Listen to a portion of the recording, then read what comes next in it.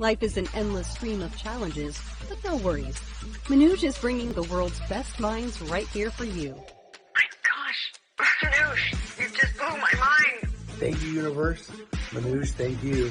I'm so grateful. It makes me feel a little bit better. Thank you. Bootstrapping your dreams is here to give you what you need to succeed. Take a robot. But if you actually keep the person in the loop, in the normal way that is construed, your machine's going to lose because no person is going to be fast enough to beat an algorithm that's running the enemy system if it's a near peer competitor. And so it may be that we have to shift our mindset, and the person is in the loop in the making of the algorithm that actually guides this particular, and it can be very restrictive. I mean, you can say, as an example, you must have 99.9% certainty that it is in, I don't know, again, the enemy person or an enemy system. There can be 99.9% certainty that there are no civilians in the area. You can have facial recognition, gait recognition. I've used that expression before, but it's true. So the fear of failure, or this great expression, it's not really the fear of the unknown or the fear of failure. It's the fear of giving up the known. It's the fear of giving up your comfort zone. It's the fear of who you are now. I don't know what's going to happen out there. That's the scary part. It's this, where we are now is easy, so I'm going to stay right here. And so you take the baby steps. So they talk about passion. So you have an idea. You're 35 years old. You've got a family. You've got all these things, responsibilities you have to take care of.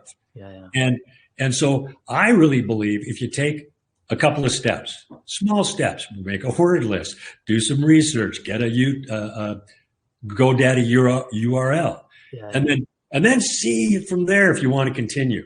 I mean, picture we didn't start with, I'm going to make a game. It started with making a word list. So get over the notion, if you will, of our, can you unpack that for us? Yeah, sure. Well, I mean, we're just a microcosm of the macrocosm, right? So on an individual level, when you go through initiation, it's really just a death of the ego, right? So when you look at this, this process of death and rebirth, which happens, and it's just happening more quickly now. That's why it's so obvious to us, right? So what the ego loves is, the ego really loves, structure, prestige, roles, entitlement, control, right?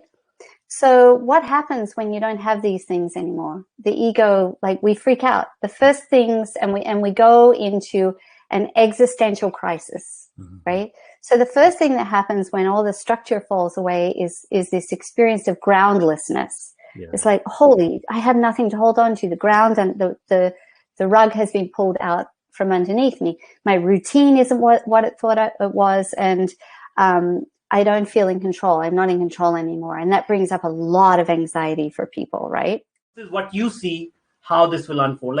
There seems to be huge discrepancy there. So can we dive a little bit into that? Yes. For that, we have to go to the general human behavior, Manuj. Think about it. Do you see people who smoke? They can also read, no? They say, do not smoke. Smoking is injurious to health. But they still do it, isn't it? But they factored that thing in because for me, nothing will happen. It may happen for somebody else, but I am immune to it, right? And you see the obesity problem, isn't it? So anybody who is obese, it's not like they don't know that they should eat healthy and they should not go to fast foods and everything. But do they go do that? They do it. It is always, they cannot see the short-term, long-term impact of something, but they can see the short-term gain of doing something. You can go for about 3 days without water. You can go for almost 30 days without food. You can only go for about 6 days without sleep before you start hallucinating. And I think the record is 10 days, and that person almost had a psychotic break. So when you start to stack the deck, sleep's more important than food. And so, you talk about action a lot. A lot of people start various things, and they are very enthusiastic when they started. And then, the first problem hits or the next challenge comes in, and slowly the momentum sort of, just gives way to inaction. And after a week, we are on to something else, trying out. So have you experienced something like this? And how did you overcome all these challenges? Well, every single thing I've done, there's been an element to challenge, yet you see behind me, there's a lot of reward and success on the other side of it. Again, when I did 3 Feet from Gold, I was turned down by 3 years, my first major best-selling book, from every publisher in New York. They're saying, look, what makes you think that you're qualified to work with the Think and Grow Rich brand and carry on the tradition, right? And I just would never, again, take the no's personally for myself. And I do believe actionable steps, and then you look for opportunity. One person I met with, Truett Cathy, who founded Chick-fil-A, he said, stop planning. He goes, get off your backside and move. And so what do you mean? He goes, well, if I'm on my sofa and I want to get to the end of the street, I got to stand up and take action. Because the planner is going to overthink it, where they're going to pause and take a break and watch out for a sprinkler. Because I'm looking for opportunity. Give a skateboard, a bicycle out to make my journey short. If I'm lucky, I'll wave down a neighbor driving by. I'll hitch a ride to the end of the street. He goes, either way, I'll get to my goal. In a certain sense, they're both one and the same. And if you have a strong mind, but you have no body, then you can't get to where you want to go. And if you have a strong body and you have a weak mind, then you can't get to where you want to go either. I cannot understand this paradigm. So if you can help me understand it, that would be great. It all comes down to self-love. We don't love ourselves enough, ourselves. It's why it's mindset. It's an internal game. We don't love ourselves enough as a species. And so we look for that validation and love from other people. And so doing something that will potentially lead to backlash or negative judgment doesn't give you the self-love from them, right? Doesn't give you that love. And so you don't want to do those things. The right way to do it isn't, I'm going to do something only because this person wants me to, and I'm going to look good in their eyes. And if you don't have that courage or the passion, as you said, like if you have an option, you'll obviously take that. So tell me about actually, what is also important, Manuj, is to also fall in love with the process. The moment you say, I don't know, maybe I'm good at teaching dance, but I don't know how to market this. The moment you start with there and you say, let's learn, let's learn, let's ask, let's approach people to help you. You realize the world opens up to you. You really have to be patient, and you really have to ask the right questions, and you really have to, be persistent. And it happens. And if you have a little bit of grace, and if you enjoy what you're doing at that moment, then you suddenly, have a very different frequency. You're lighter, you're happier. Your mind, is such a beautiful mechanism that if you're positive and you're happy, it'll take you to those, questions, what you need to know, and you'll find those. But if you're angry, you're uptight, you're wound up.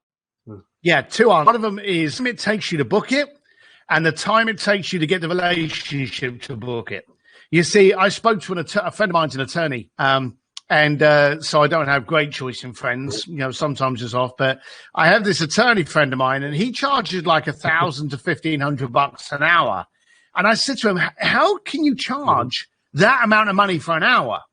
And he said, "Because you're not paying for the hour; you're paying for the 30 years to get to that hour's experience."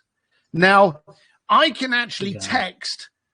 I look at TMZ, or I look at the Grammys, and half the people walking around there, I can text them. I have done in the past. I've texted them and gone, "Oh, congratulations on getting the award," or what. I've been able to do that. The fact that it took me 2 seconds to text them. Hey, I'm Sarah, producer of the Bootstrapping Your Dreams show. This episode has come to an end. Don't forget to check out the episode show notes for the links to the resources mentioned in this episode. Thanks for tuning in. Until the next episode, goodbye. Keep going and keep winning.